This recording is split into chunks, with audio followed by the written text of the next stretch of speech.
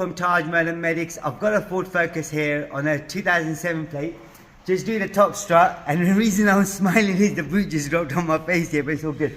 I'm basically doing the shock absorbers on this. Now, so what I need is a flat screwdriver. All I've got to do is slot the screwdriver in there. There's a little clip, pull the clip out.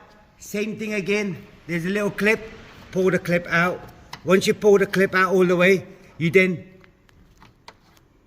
yank the shock absorber, okay? But you got to remember, you need two people for this. So one can hold the boot, and then the other one can just pull the thing out. So that's out.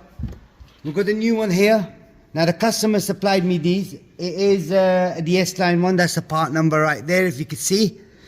So what you do, just the way you take it out, that's how you put it back in as well. So the bottom end is this.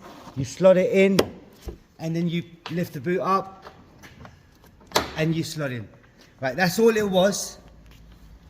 That's all it was. That's as simple as that. So if you wanted to do the other side as well, I would advise you to replace both at the same time. And the part number, you've already got that in the video. The shock absorber, quite simple, easy to replace as well. If there's anything you need to know, comment us below. We'll try helping you out as much as we can. And there's you know, if you've liked this video and it saved you money, do like, share and subscribe to the YouTube channel. And don't forget to press the thanks button. Thank you and goodbye.